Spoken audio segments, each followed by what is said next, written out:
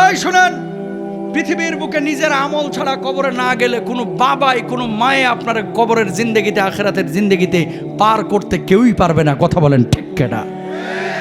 কেউ কারো উপকারে আসবে না কিয়ামতের ময়দানে। নিজের আমল নিয়ে নিজের কবরে যাইতে হবে।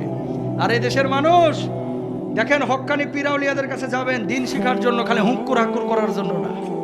কথা বলেন না কেন? Don't mind.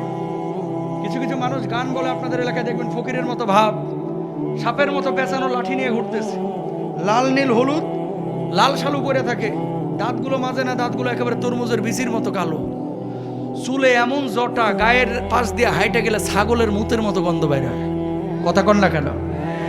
খালি লারা মারে আর মাঝে মাঝে গানের সুর হয়। কি কয় কিরামান কাতিবিন, রোজা হাশরের দিন আল্লাহর দরবারে যদি করে অভিযোগ, আমি বলবো দুনিয়ায় ছিলাম খাজা বাবার লোক। খালি কইয়া দেখেন, মার কি ওপরে হবে না নিচে সুদ্যা?